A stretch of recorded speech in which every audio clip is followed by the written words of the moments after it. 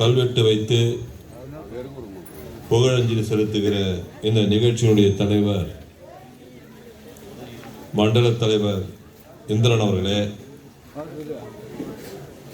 முன்னிலை வைக்கின்ற மண்டல தலைவர் டி காமராஜ் அவர்களே,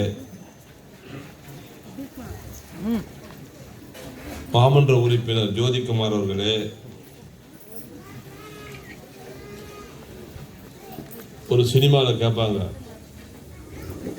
தில்லானா மோகனாம்பால் நினைக்கிறேன், சிவாஜி கணேசன் பார்த்து மனோரமா கேட்பாங்க, இந்த நாயனத்தை கொஞ்சம் எடுத்து வாசிங்கன்னுவாங்க. என்ன விஷயம்னு கேட்பாங்க. இல்லை, நீ வாசிக்கிற நாணயத்தில் நாதஸ்வரத்தில் தான் இந்த சவுண்டு வருதா, இல்லை நான் கொடுக்குற இந்த நாதஸ்வரத்தில் சவுண்டு வருதான்னு. அதுபோல முதலாமாக மைக்கில் வந்து பிரமாதமாக பேசிவிட்டு அதுக்கு பின்னால் வர்றவங்க நாதஸ்வரம் எல்லாம் போயிடுச்சு. அந்த அளவுக்கு சிறப்பாக பேசி அமர்ந்திருக்கின்ற தம்பி வேலுமணி அவர்களே, தாம்பரம் மாநகரத்தினுடைய மேயர், எனக்கு முன்னால் உங்கள் மத்தியிலே கருத்துக்களை எடுத்து வைத்து அமர்ந்திருக்கின்ற மாண்புமிகு வசந்தகுமாரி அவர்களே, மாமன்ற உறுப்பினர் டி.ஆர். கோபி அவர்களே, ரமணி ஆதிமூலம் அவர்களே, இரா விஜயகுமார் அவர்களே, இரா செல்வகுமார் அவர்களே,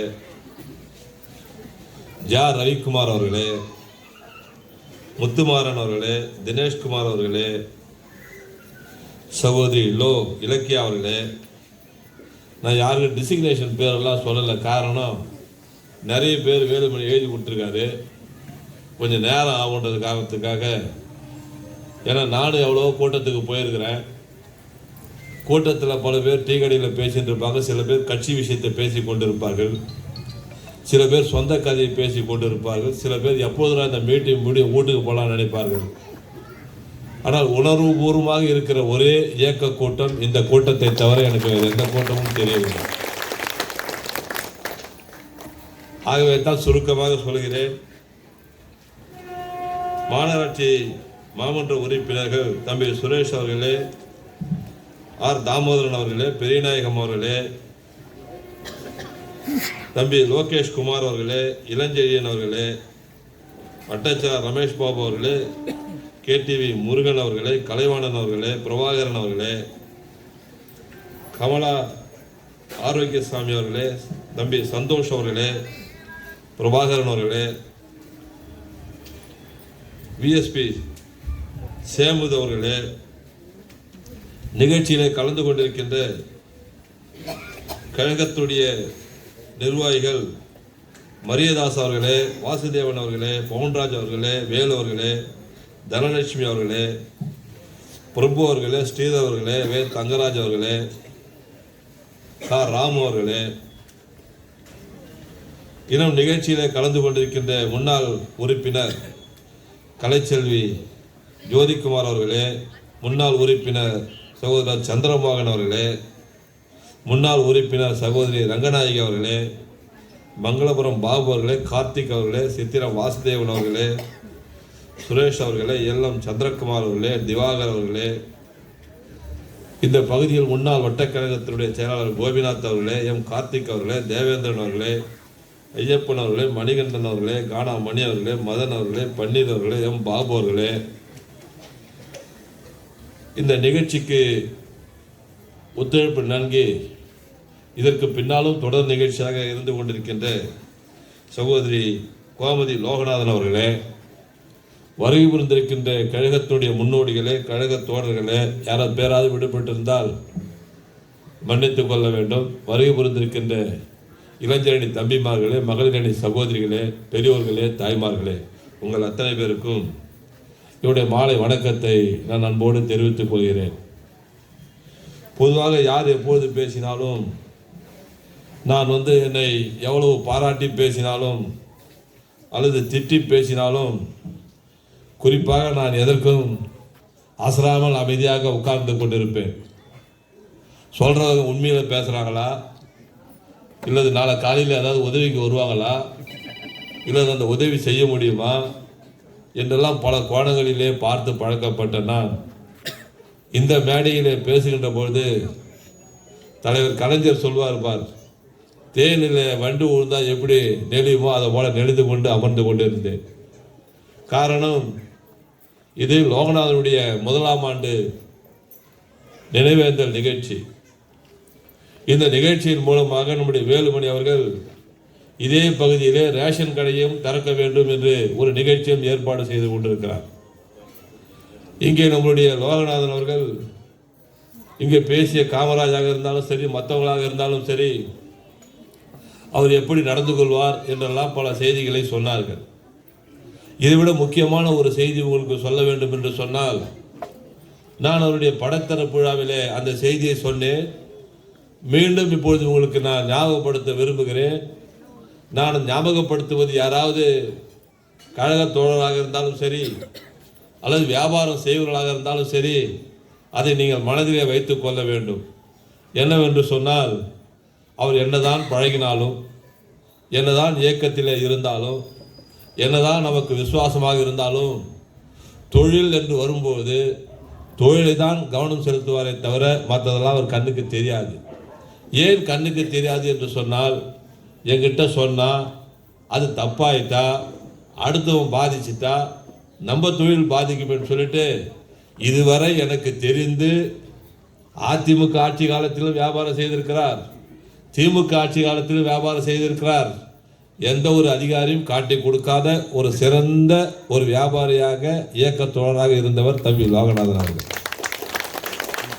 அன்றைக்கு பேசுகின்ற போது சொல்லிவிட்டு தான் அவருடைய குடும்பத்தாருக்கு சொன்னேன். அப்போ 3 பேருமே லேடிஸ் நினைக்கிறாங்க, 3 பேருமே பசங்க லேடிஸ் இருக்கும்போது சொன்னேன், உங்கள் தந்தையார் செய்த தொழிலை நீங்கள் தைரியமாக தொடர்ந்து செய்யுங்கள் என்று சொன்னேன். இப்பொழுது செய்வதை போல நான் நினைக்கிறேன். தொடர்ந்து அந்த பணியில் அவர்கள் ஈடுபட்டு கொண்டிருக்கிறார்கள். ஏன்னா வளருவது என்பது ஒரு பக்கம் இருந்தாலும், அதை தொடர்ந்து அதை பிக்கப் செய்து எடுத்துக்கொள்ளும் செல்வது என்பது மிக மிக ஒரு கடினம். ஆனால் அவருடைய தந்தை இல்லையே என்ற ஒரு கவலை மறந்து, கணவன் இல்லையே என்று அவருடைய துணைவியாரும் மறந்து, தொழிலையும் ஒழுங்காக பார்க்கிறார்கள். அவர் விட்டு சென்ற இந்த இயக்கத்தையும் தொடர்ந்து ஒழுங்காக அவருடைய பெயரை காப்பாற்றுகின்ற வகையில் இந்த பணியில் ஈடுபட்டு செய்து கொண்டிருக்கிறார்கள். அவர்களுக்கு, அந்த குடும்பத்தாருக்கு எங்களுடைய உதவி. திராவிட முன்னேற்ற கழகம், தைரியமாக இருங்கள், எப்பொழுதும் உங்கள் குடும்பத்தின் பின்னால், இந்த பகுதி தோழர்கள் பின்னால் நாங்கள் இருப்போம் என்பதை இந்த நேரத்திலே தெரிவித்துக் கொள்ள கடமைப்பட்டிருக்கின்றேன். இங்கே நம்முடைய இந்திரன் அவர்கள் பேசுகின்ற போது திடீரென்று லோவுக்கு முன்னால் கோபி, லோவுக்கு முன்னால் கோபி என்று சொல்லிக் கொண்டிருந்தார். ஆனால் இந்திரனுக்கு பழைய கோபி ஞாபகமாக வந்திருக்குதே அப்படின்னு நானும் யோசனை பண்ணி பார்த்து கொண்டு இருந்தேன். நான் இப்போ இருக்கிற கோபியை மறந்துட்டேன். பழைய 27வது வட்டத்துடைய கோபியை இப்போ கோழிக்கடை வச்சிருக்காரு பாருங்க. ஏன்னா ஒரு காலத்தில் இப்போ கோபி வட்ட செயலாளர் இருக்கலாம், அதற்கு முன்பால் அண்ணன் வேலாயுதம் இந்த பகுதியில் இருந்திருக்கலாம், அதற்கு முன்னால் போஸ் இருந்திருக்கலாம், அதற்கு முன்னால் கோபி இருந்திருக்கலாம், அதற்கு முன்னால் நாராயணன் என்பவர் நம்முடைய கிறிஸ்டின் காலேஜ் எதிரில் சைக்கிள் ஸ்டாண்ட் வைத்து இதே பகுதியில் வாழ்ந்தவர். நான் சொல்றது சரியாக இருக்குதா இல்லையான்றது இந்த பகுதியில் இருக்கின்ற கழகத்தோழர்கள் தான் சொல்ல வேண்டும். யாருக்குமே ஞாபகம் இல்லை நாராயணன் இல்லை, இருக்குதா?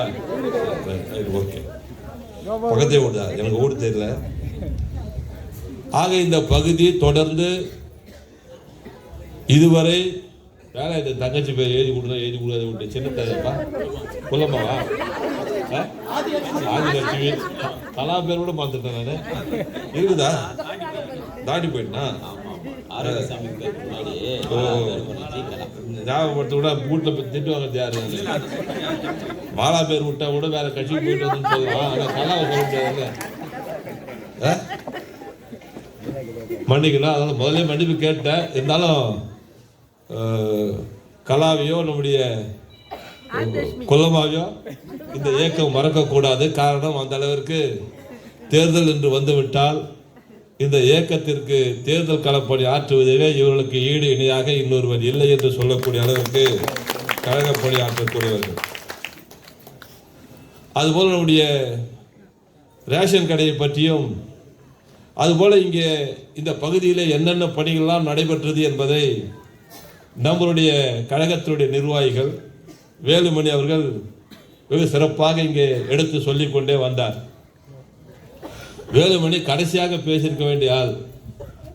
எப்படி இந்த பகுதி வலுவாக இருக்கிறது, எப்படி இந்த இயக்கம் வலுவாக இருக்கிறது, எப்படி நாங்கள் தொடர்ந்து வெற்றி பெற்று கொண்டிருக்கிறோம் என்று சொல்லுகின்ற போது இந்த இயக்கத்திலே தம்பி வேலுமணி நாங்களெல்லாம் முன்னேறுகிறோமே தவிர எங்களுக்கு பின்னால் இருந்து எங்களை வளர்த்து விட்டு இந்த இயக்கத்தையும் வளர்க்கக்கூடிய ஆற்றல் பெற்ற தம்பி தான் வேலுமணி அவர்கள். வேலுமணி தமிழ்நாடு முழுவதும் சுற்றி பேசக்கூடிய ஆற்றல் அவருக்கு இருக்கிறது. இதே மேம்பாலம் பக்கத்தில் இருக்கின்ற இந்த மேம்பாலத்திற்கு நாங்கள் பல போராட்டங்களை நடத்தியிருக்கின்றோம். முறையாக திருமண கூட்டம் நடத்தியிருக்கின்றோம், உண்ணாவிரதம் நடத்தியிருக்கின்றோம், மனித சங்கிலி போராட்டம் நடத்தியிருக்கின்றோம், கடைசியாக ரயில் மறியல் போராட்டம் என்று நடத்தி ஒரு முறை உண்ணாவிரதம் போராட்டம் அறிவிக்கப்பட்டு சரியாக மணி சாப்பாட்டு வேலை 1 மணிக்கு இன்னும் அவரை மைக்கு கூடுகிறோம்.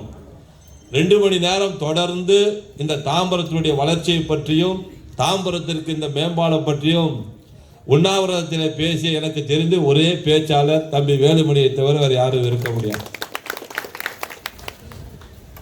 இவர்கள்லாம் சேர்ந்து தான் நாங்கள், அது இந்திரனாக இருந்தாலும் சரி, நானாக இருந்தாலும் சரி, இந்த பகுதியிலே நம்மளுடைய மாமன்ற உறுப்பினராக தம்பி ஜோதிக்குமார் இங்கே தொடர்ந்து வெற்றி பெற்று கொண்டிருக்கிறார். ஜோதிக்குமார் வெற்றி பெற்று கொண்டிருக்கிறார் என்று சொல்வதை விட அவருக்கு முன்னால் இதே பகுதியில் அப்துல்லா பாய் மாமன்ற உறுப்பினராக இதே பகுதியிலே பணியாற்றினார். இன்னும் ஒரு படி மேலே சொல்ல வேண்டும் என்று சொன்னால் எத்தனை பேருக்கு தெரியுமோ தெரியாது, கரிகடை ஏகாம்பரம் நினைக்கிற அவர் பேர், கண்ணனுடைய தம்பி. ஏகாம்பரம் தானேப்பா? ஏகாம்பரம் தானே? பேர் மாற்றி சொல்லிட்டு போறேன். ஏகாம்பரம் தான். அவர் இந்த பகுதியிலே மாமன்ற உறுப்பினர். ஆக இந்த பகுதியில் நம்முடைய வேளச்சேரி ரோடிலிருந்து இரும்புலியூர் முடிகிற வரை திராவிட முன்னேற்ற கழகத்தை தவிர எந்த மாமன்ற உறுப்பினரும் வெற்றி பெற்ற முடியாது என்ற அளவிற்கு 1969 இருந்து 26 வரை 31, 26, 57 வருஷமா 57 ஆண்டு காலம் திராவிட முன்னேற்ற கழகம் இங்கே கொடிகட்டி பறந்து கொண்டிருக்கிறது என்று சொன்னால் இங்கு இருக்கிற கழகத்தோருடைய ஒட்டுமொத்த உழைப்பு தான் திராவிட முன்னேற்ற கழகம் என்பதை இந்த நேரத்தில் நான் தெரிவித்துக் கொள்ள கடமைப்பட்டிருக்கின்றேன். இங்கே நம்முடைய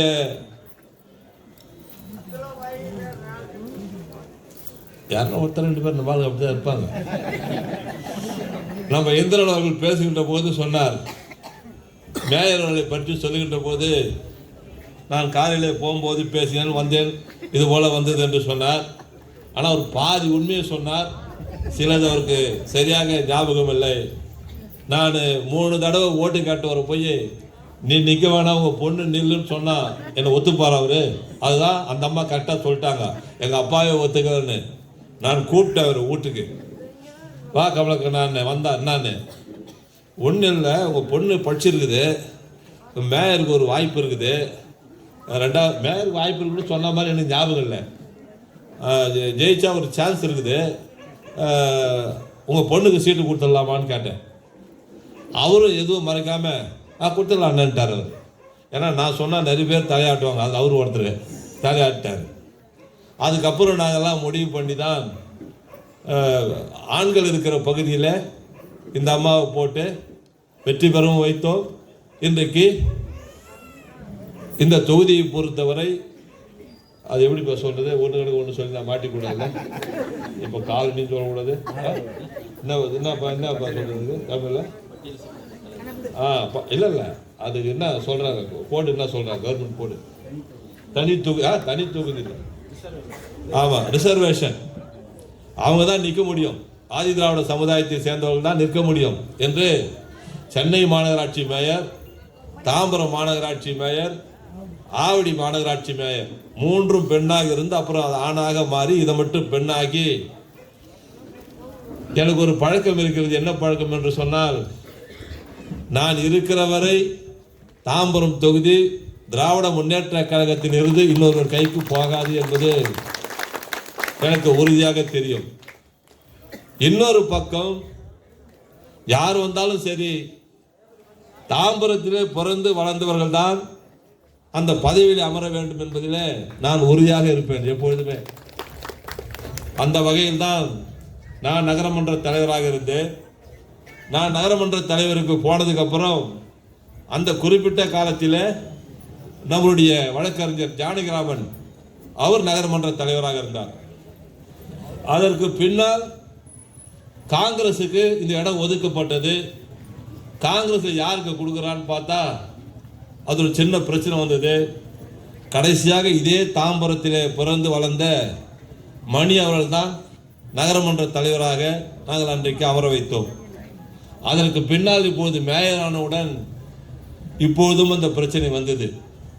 என்ன பிரச்சனைன்னா, இந்த அம்மா கல்யாணம் ஆகி திருப்பூருக்கு போட்டாங்க. ஆனால் இன்னொரு அம்மாவை நாங்கள் செலெக்ஷன் பண்ணி வச்சுருந்தோம். ஆனால் அந்த அம்மா இன்னொரு ஊர்லேருந்து கல்யாணம் பண்ணி இந்த ஊருக்கு வந்தாங்க. ஆனால் என்னுடைய குறிக்கோள் இந்த தாம்பரத்தில் பிறந்து வளர்ந்தவர்கள் தான் முதல் மேயராக இருக்க வேண்டும் என்று நான் முடிவு செய்தது மட்டுமல்ல, நான் சொன்ன வரலாறை இன்னும் 50 ஆண்டுகள் இல்லை, 50 ஆண்டுகளை பற்றி நமக்கு கவலை இல்லை. இனிமேல் நம்முடைய ரெக்கார்டை இனிமேல் யாருமே உடைக்கவே முடியாது. இது இப்பொழுது தெரியாது. ஹிஸ்ட்ரி எழுதும்போது, வரலாறு எழுதும்போது, படிக்கின்ற போது, நமக்கு பின்னால் வருவர்கள் பார்க்கின்ற பொழுது அத்தனை பேருமே தாம்பரத்தை சார்ந்தவர். இது தாம்பரம் இப்பொழுது வளர்ந்து விட்டது, மிகப்பெரிய வளர்ச்சி. பல்வேறுபட்ட சமுதாய மக்கள் இருக்கிறது. இதே வார்த்தையை நான் போய் தாம்பரம் மீட்டிங்கில் பேச முடியாது. ஏன் சொல்லுங்க?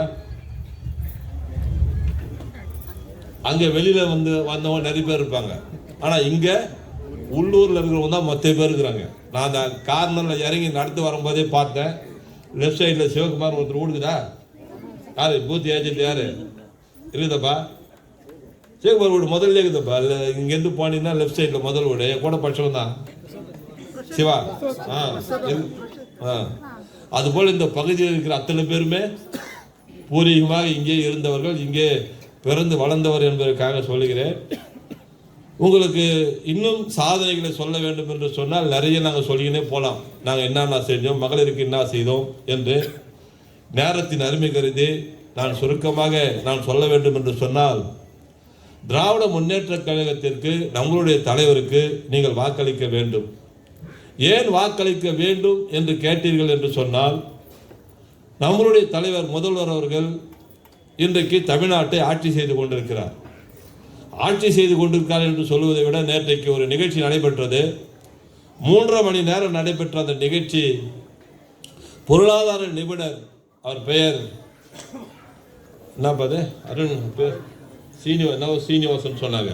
ஒரு மிகப்பெரிய பொருளாதார அனலைஸ் பண்ணுறவர். பொருளாதாரம் அனலைஸ் பண்ணுறதுன்னா ஏதோ தாம்பரம் முனிசிபாலிட்டி மட்டும் அனலைஸ் பண்ணுறாள் நினைக்காதீங்க. இல்லை, நேற்று பேசினவர் சைனாவுடைய பொருளாதார வளர்ச்சி, அமெரிக்காவுடைய நான் ஒரு முறை பத்திரிகையில் செய்தி படித்தேன். என்ன செய்தி என்று சொன்னால், இப்போ இருக்கிறார் பாருங்க குருமூர்த்தி துக்ளக்குடைய ஆசிரியர், அவர் ஆடிட்டர். அவரும் ஒரு காலத்தில் மிகப்பெரிய பொருளாதார நிபுணர்.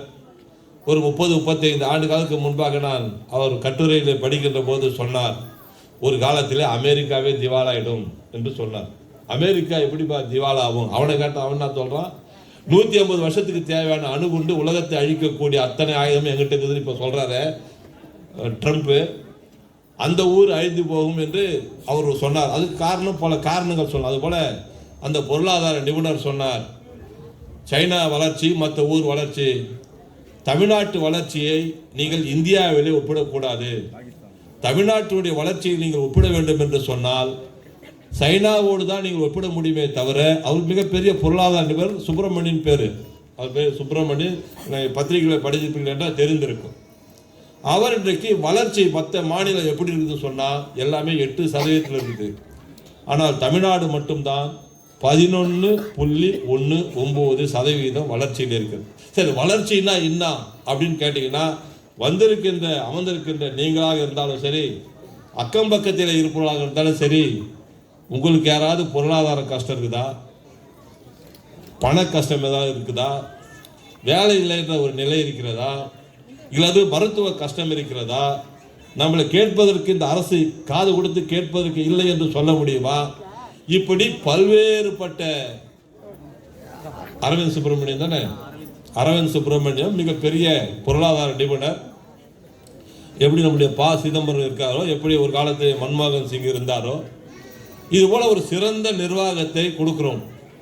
ஆனால் மோடி அவர்கள் நமக்கு கொடுக்க வேண்டிய மெட்ரோ ரயில் திட்டத்துக்கும் பணம் கொடுக்கறது இல்லை, மழை பெஞ்சா புயல் வெள்ளத்துக்கும் பணம் கொடுக்கறது இல்லை, 100 நாள் வேலை திட்டத்துக்கும் பணம் கொடுக்கறது இல்லை, பசங்க படிப்புக்கும் பணம் கொடுக்கறது இல்லை. எப்படியாவது நம்ம நாட்டை பொருளாதார ரீதியாக சீர்குலைக்க வேண்டும் என்று முயற்சி எடுப்பவர் மோடியும் அமித்ஷாவும். நீங்க பணம் கொடுத்தாலும் சரி கொடுக்கலாலும் சரி இந்த மாநிலத்தை வளர்ப்பேன் என்று சொல்லுபவர் நம்மளுடைய முதல்வர். இன்றைக்கு எப்படியாவது ஒரு திட்டத்துக்கு பேர் மகாத்மா காந்தி ஊரக வளர்ச்சி திட்டம். இது மன்மோகன் சிங் அவர்கள் கொண்டு வந்தது. அந்த திட்டத்துக்கு பேர் தான் வச்சாங்க. காந்தி என்ன தப்பு பண்ணாரு? மகாத்மா காந்தியினுடைய பெயரே இருக்கக்கூடாது என்று நினைக்கிறார்கள். நினைப்பது மட்டுமல்ல, திருப்பரங்குன்றத்திலே மத கலவரத்தை தூண்டி விடுகிறார்கள்.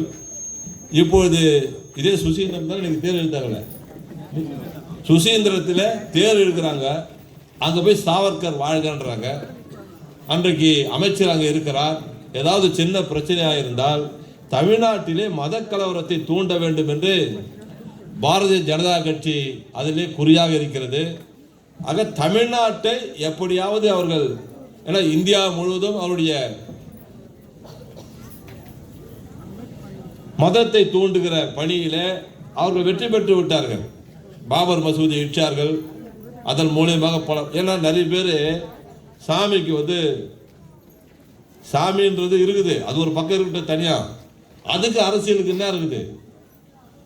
நமக்கு தேவை அடிப்படை தேவைகள். உண்ண உணவு வேணும், உடுக்க உடை வேணும், இருக்க இடம் வேணும், மருத்துவ வசதி வேணும், சுகாதார வசதி வேணும், சாலை வசதி வேணும். இப்படி பல்வேறுபட்ட லைட் எரியுது, பார்ப்பதற்கு அழகாக இருக்குது. ஒரு காலத்தில் பலராமன் தெருக்கு அந்த காவா தள்ளுறது கூட வரமாட்டான் யாரும். அவரு முன்னாள் கவுன்சிலர் தானே, தமிழகத்தினுடைய மூத்த முன்னோடியாக இருந்தவர். எந்த அளவுக்கு கழிவுநீர் எல்லாம் அங்கே போவோம், மலமெல்லாம் எப்படி இருக்கும்.